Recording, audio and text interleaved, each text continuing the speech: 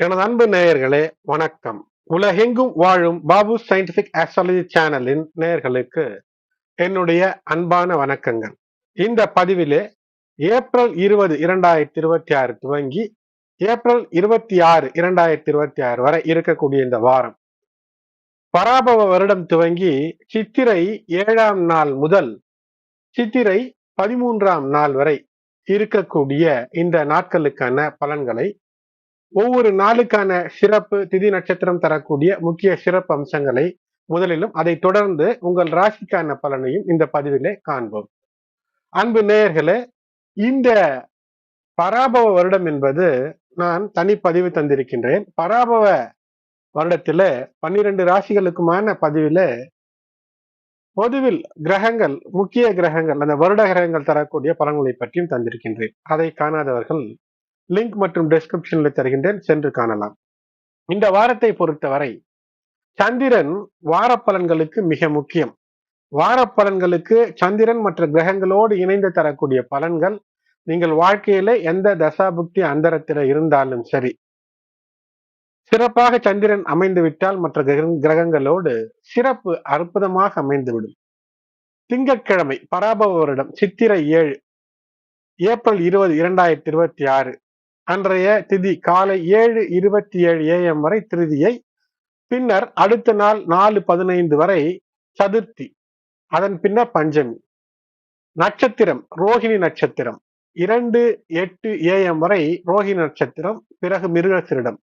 3 திதிகள் ஒன்றாக கூடிய நாளாக இது அமைகிறது. ஆகையினால் அவமாகம்.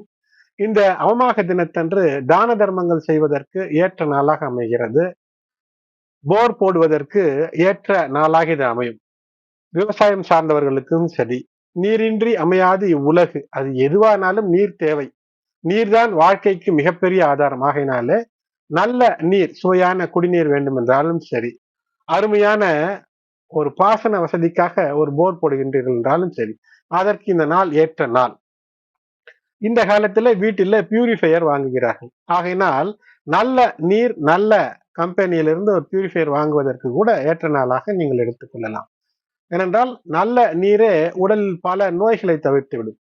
சுத்தம், சுகாதாரமான நீர் மிக மிக அவசியம். இந்த நாளுக்கான சிறப்பு, சூரியன் உச்சம் பெற்று மற்றும் சந்திரனும் உச்சம் பெற்று இருக்கக்கூடிய ஒரு மிக மிக ஒரு அருமையான நாளாக அமைகிறது. அக்ஷய திருதியை நாளாக இது அமைகிறது. ஆகையினால் திருதியை அமைந்திருக்கக்கூடிய அந்த 7:27 AM அதிகாலை வரை எந்த ஒரு முகூர்த்தமும் பார்க்க தேவையில்லை. எந்த சுபகாரியம் வேண்டுமானாலும் செய்யலாம்.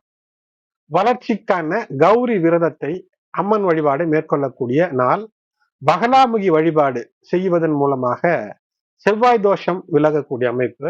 விநாயகர் வழிபாடு ஏற்றத்தை தரும், வளர்ச்சிக்கான ஒரு வழிபாடாக விநாயகர் வழிபாடு செய்ய. அது மட்டுமல்ல, வளைகாப்பு, சீமந்தம், விஷ்ணுவள்ளி, பெயர் சூட்ட என்று எல்லா சுபகாரியங்களுக்கும் ஏற்ற நாள். திருமணம் சார்ந்த எல்லா நல்ல விஷயங்களையும் செய்யலாம். கணபதி ஹோமங்கள் செய்வது.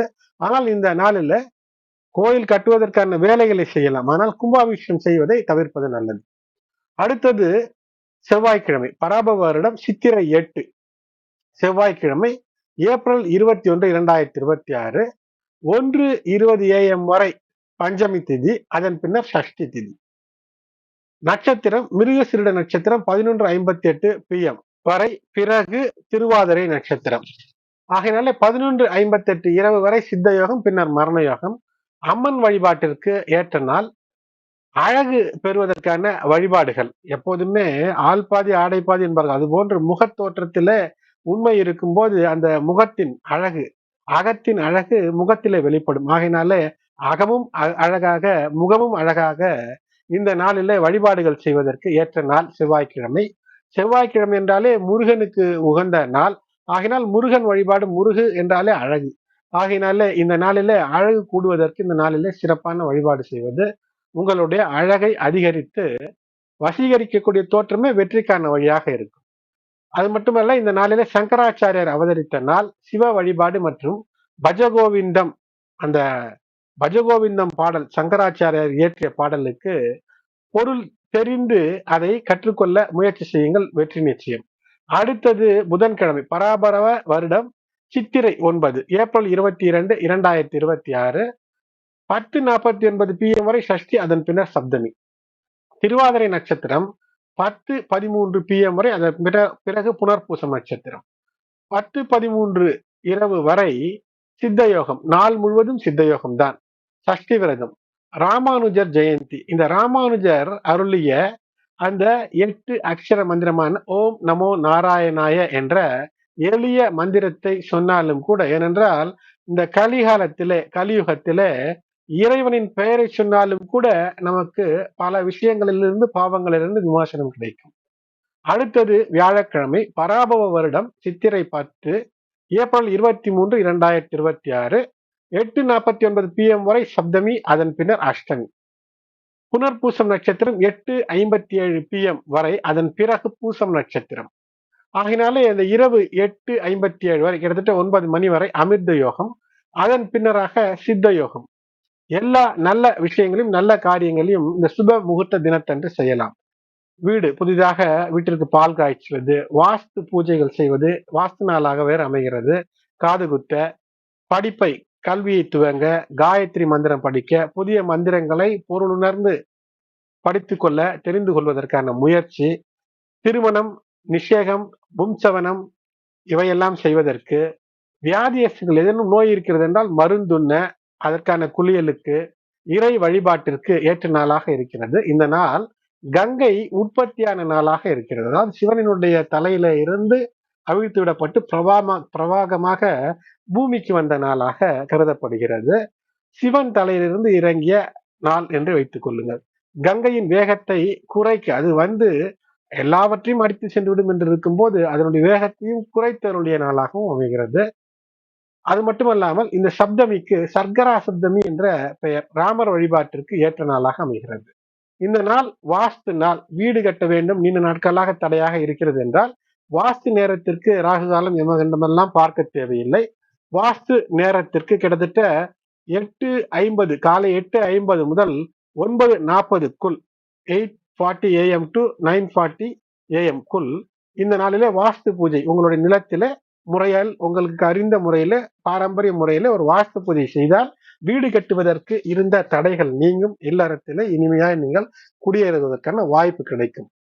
அடுத்து வெள்ளிக்கிழமை, பராபவ வருடம் சித்திரை 11, ஏப்ரல் 24, 2026, 7:22 PM வரை அஷ்டமி, அதன் பின்னர் நவமி. பூசம் நட்சத்திரம் 8:14 PM வரை, அதன் பிறகு ஆயில்யம். நாள் முழுவதும் மரண யோகம் மற்றும் இந்த நாள் அஷ்டமியிலே வருகிறது. துர்க்கையம்மனுக்கான வழிபாடு செய்து, நாகதோஷம் இருந்தால் அதை போக்கிக் கொள்வதற்கு சிறப்பான ஒரு நாளாக இருக்கிறது. ராகு தோஷம் இருந்தால், ராகு பிரச்சனைகள் இருந்தால் அது நீங்கக்கூடிய அமைப்பு. அடுத்தது பராபவ வருடம் சித்திரை 12, சனிக்கிழமை, ஏப்ரல் 25, 2026, 6:28 PM வரை நவமி, அதன் பின்னர் தசமி. ஆயில்யம் நட்சத்திரம் 8:04 PM வரை, அதன் பிறகு மகம். 8:04 PM இரவு வரை மரண யோகம், அதன் பின்னர் அமிர்த யோகம்.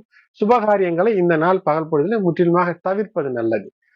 அடுத்து ஞாயிற்றுக்கிழமை, பராபவ வருடம் சித்திரை 13, ஞாயிற்றுக்கிழமை, ஏப்ரல் 26, 2026, 6:07 PM வரை தசமி, அதன் பின்னர் ஏகாதசி. மகம் நட்சத்திரம் 8:27 PM வரை, அதன் பிறகு பூரம் நட்சத்திரம்.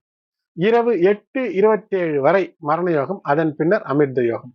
சுபகாரியங்களை இந்த நாளிலே தவிர்க்க வேண்டும். இந்த நாள் வாசவி ஜெயந்தி. அதாவது வாசவி ஜெயந்தி என்பது ஆதிபராசக்தியின் அம்சமான ஸ்ரீ வாசவி கன்னிகா பரமேஸ்வரி என்று சொல்வார்கள். அவதார தினம் இந்த நாள். அதனால் கன்னிகா பரமேஸ்வரியை வழிபடுவது. சித்திரை மாத வளர்பிறை தசமி திதியிலே கன்னிகா பரமேஸ்வரிக்கு ஒரு கோலாகலமாக விழா எடுத்து கொண்டாடக்கூடிய நாளாக அமைகிறது. இந்த விழா மூலமாக அறநெறி, அகிம்சை மற்றும் தியாகத்தின் விஷயங்களை நாம் உணர்ந்து நம்முடைய சந்ததிக்கும் உணர்த்தக்கூடிய நாளாக இது அமைகிறது. இந்த ஆண்டு ஏப்ரல் 2026 இந்த தசமி நாளன்று, ஞாயிற்றுக்கிழமை, ஏப்ரல் 26 அன்று இது கொண்டாடப்படுகிறது. அம்மனுக்கு, கன்னிகா பரமேஸ்வரி அம்மனுக்கு சிறந்த பூஜை, வழிபாடுகள், ஆராதனை எல்லாம் செய்து அம்மனுடைய அருள் பெற வேண்டுகின்றேன். எனது அன்பு மேஷ ராசி நேயர்களே, இந்த தலைப்பு, இந்த வாரத்திற்கான தலைப்பு காம படாடோபம், காதல் பிராரப்தம், மேலும் வைபவ லக்ஷ்மி ராஜயோகம். என்று தந்திருக்கின்றேன். அது மட்டுமல்லாமல் சுக்கிரன் சந்திரன் லீலா வினோதம். உங்களுடைய ராசிக்கு சந்திரன் 2, 3, 4, 5 என்று பெயர்ச்சி பயணப்பட்டு இந்த வாரத்திற்கான பலன்களை தருவார். இந்த வாரத்தினுடைய சிறப்பு இந்த சந்திரனுடைய இந்த நகர்வின் மூலமாக அமைகிறது. உங்களுடைய 2ஆம் இடத்து அதிபதி 2ஆம் இடத்திலேயே ஆட்சி பெற்று சந்திரன் உங்களுடைய ராசிக்கு 4ஆம் அதிபதி சந்திரனோடு இணைவது என்பது பல நிலைகளிலே உங்களுக்கு வெற்றியை தரும். வீடு வாங்குவதற்கு, வாகனம் வாங்குவதற்கு, அதை அனுபவிப்பதற்கு இந்த நேரத்திலே இந்த வாரத்திலே வார துவக்கத்திலே செய்யக்கூடிய விஷயங்கள் எல்லாம் வெற்றியை தரும். அது மட்டுமல்லாமல் இந்த 20ஆம் தேதி காலையிலேயே நீங்கள் எடுக்கக்கூடிய முடிவுகளிலே சிறப்பான முடிவுகளாக இருந்தால் அது இந்த குறைந்தது 1 வருடமாவது உங்களுக்கு நல்ல விஷயங்களை தரும். ஏனென்றால் அக்ஷய திருதியை நாளாக இது அமைந்து விடுகிறது. அது மட்டுமல்ல இந்த வாரத்தில் பொறுத்தவரை புதன், செவ்வாய் இவையெல்லாம் இணைந்து ஒன்றல்ல கிட்டத்தட்ட ஒரு 3 விதமான விபரீத ராஜயோகத்தை தருகிறது. அதாவது ஒரு முயற்சி இருந்தால் போதும், இதுவரை கிடைக்காத விஷயத்தை எளிதிலே உங்களுக்கு இந்த பிரபஞ்சத்தின் சக்தி தந்துவிடும். சரி, காமப்படாடவும் என்று ஏன் போட்டிருக்கிறேன் என்றால், எதையுமே அதிகமாக ஆசைப்பட்டு லக்ஸுரியஸாக அனுபவிக்க வேண்டும் என்ற எண்ணம் பொதுவிலே வரும். அதுவும் கையிலே பணம் சேர்க்க வேண்டும் என்ற எண்ணம் வரும். அதனால் ஆடம்பரத்தை என்ஜாய் செய்தாக வேண்டும், எப்படியாவது ஆனந்தப்பட வேண்டும் என்ற அந்த படாடோபம், அதாவது அதிகப்படியான ஆனந்தத்தை அல்லது ஆடம்பரத்தை விரும்புவது என்று வைத்துக் கொள்ளுங்கள். காதல் பிராரப்தம் என்றால் இதுவரை வாழ்க்கையில நீங்கள் காதலிக்க வேண்டும், எதையோ ஒரு பொருளையோ உங்கள் தாய் தந்தையரையோ அல்லது திருமணத்திற்கான ஒரு ஆண் பெண்ணையோ பெண் ஆணையோ அல்லது குழந்தைகளையோ குழந்தை தாய் தந்தையரையோ காதல் இல்லாமல் இருந்து ஏதோ பிரிவினை போன்று இருந்தால் இப்போது ஏதோ ஒரு விஷயத்திற்காக அந்த பிராரப்த கர்மா வேலை செய்யும். நீங்கள் அனுபவிக்க வேண்டிய நல்ல விஷயத்தை தந்து விடுவதற்கான வாரமாக இது அற்புதமாக அமைந்திருக்கிறது. ஆகையினால்தான் உங்களுக்கு இந்த தலைப்பிலே அப்படி தந்திருக்கின்றேன். ஏப்ரல் 19ஆம் தேதி அன்று சுக்கிரன் ஆட்சி பெற்று விடுகிறார் சுய ராசியிலேயே. சந்திரன் ஏப்ரல் 19 அன்று அங்கு வந்து உச்ச நிலையை பெறுகிறார். ரோஹிணியோடு இருக்க போகிறார், ரோஹிணி நட்சத்திரோடு. ஏனென்றால் 2ஆம் இடத்துல ரோஹிணியும் இருக்கிறது. ஆகையினால் சுக்கிரன் சந்திரன் வேத ஜோதிடத்தின் அடிப்படையில மிகச்சிறந்த யோகம், வைபவ லக்ஷ்மி யோகம். இங்கு அழகும் உணர்வுகளும் ஒன்றாக இணைந்து இப்போது காதலுக்கு ரொமான்ஸ், அது மட்டுமல்லாமல் இதை சார்ந்து அதாவது நல்ல ஒரு காதலின் மூலமாக வாழ்க்கை அமையும். வாழ்க்கை நன்றாக அமைந்தால் பைனான்சியல் ஸ்டெபிலிட்டி, பொருளாதார நிலைத்தன்மை தந்துவிடும். இதுதான் வைபவ லக்ஷ்மி ராஜயோகம். இவை அமையும். அதே போல் ஏப்ரல் 21 பகல் 1 மணி வரை சந்திரன் மிதுன ராசியில் குருவுடன் இணைந்து கஜ கேசரி யோகம் என்பது அந்த ஏப்ரல் 21 பகல் 1 மணி அளவிலே இது ஏற்படும் கஜகேசரி யோகம். ஏப்ரல் 23 பகல் 4 மணி அளவிலே சந்திரன் கடகராசிக்கு பயிற்சி செய்வார். ஏப்ரல் 25 இரவு 9 மணி அளவிலே சந்திரன் சிம்ம ராசியிலே கேதுவோடு இணைந்து, இது ஒரு நுட்பமான விஷயம். ஆகையினால் கவனமாக இருக்க வேண்டிய நாளாக வாரத்தினுடைய கடைசி அமைகிறது. பொதுவிலே மேஷராசி என்பர்களே, பொருளாதாரத்திலே முன்னேற்றம், வீட்டில் நிலவிய பிரச்சனைகள் குறையும், சுக்கிரன் மீது சனியின் பார்வை ஆகையினால குடும்ப உறவுகள் பலப்படும், பிரச்சனைகள் நீங்கும். நீங்கள் தவறை உணர்ந்து திருத்திக் கொள்ள வேண்டும். சனியினுடைய பார்வை சுக்கிரன் மீது, யோககாரகன் மீது என்னும் போது நீங்கள் தவறை உணர்ந்து திருத்திக் கொண்டால் வெற்றியும், தவறை உணர்ந்தோ அல்லது சொல்லியோ திருத்திக் கொள்ள மாட்டேன் என்றால் சிக்கல், கைப்பணத்தை இழக்கக்கூடிய நிலையும் வரும். இவ்வளவுதான். குடும்பத்திலே சுபகாரியங்கள் தடையில்லை, நடக்கும். குடும்ப சண்டைகள் தீரும், குடும்பத்திலே மகிழ்ச்சி இருக்கும். யாரையும் சந்தோஷப்படுத்த ஒரு வாக்குறுதி, பொய் வாக்குறுதி தரவே கூடாது. புதிய வேலைக்கான வாய்ப்பு உண்டு, வியாபாரத்திலே மகிழ்ச்சி உண்டு, முந்தைய நஷ்டங்களிலிருந்து மீள்வீர்கள். எந்த பிரச்சனையும் பேச்சுவார்த்தை மூலம் தீர்க்கக்கூடிய அமைப்பு, சிறுதூர பயணங்களில் இனிமை. இந்த சந்திரன் வார மத்தியிலே குருவோடு இணைந்து கஜகேஸ்வரி யோகம் நினைத்தது நடக்கும், தைரியத்தோடு செயல்படுவீர்கள். சந்திரன் 4ஆம் இடத்திலே பயணம், வார கடைசியில வீடு சார்ந்த விஷயங்களில ஒரு முன்னேற்றம் என்பது இருக்கும். சுப விரயங்கள் வாய்ப்பு உண்டு. ஏழரை சனி காலத்தில் நீங்கள் நெருங்கி இப்போது ஏழரை சனியில விரயச்சனியில இருக்கிறீர்கள். சனி பகவானோடு செவ்வாய் இணைந்திருக்கிறார். ஆகினாலே ஒரு ஆலோசனை இல்லாமல் கைப்பணத்தை கண்டபடி செலவழிப்பதை முற்றிலும் தவிர்க்க வேண்டும். இரவு நேரங்களில பயணங்களை தவிர்க்க வேண்டும். தவறுகளை ஏற்றுக்கொள்ளுங்கள். மீண்டும் ஒரு முறை சொல்கின்றேன், திருத்திக் கொள்ளுங்கள். மிகப்பெரிய வெற்றி பெறலாம். லாபம் உண்டு, செலவுகளும் வரவுக்கேற்ற செலவுகள் இருக்கும். 5ல் கேது, சூரியன் ராசியில் உச்சம். ஆகையால் குழந்தைகள் மூலமாக வெற்றி. ஆனால் இங்கு சந்திரனும் வந்து இணையும் போது புதிய முயற்சிகளை தவிர்க்கவும். ஏப்ரல் 25ல வார கடைசியில மிக மிக கவனம். எதிலும் ஒரு பயம் வரலாம்.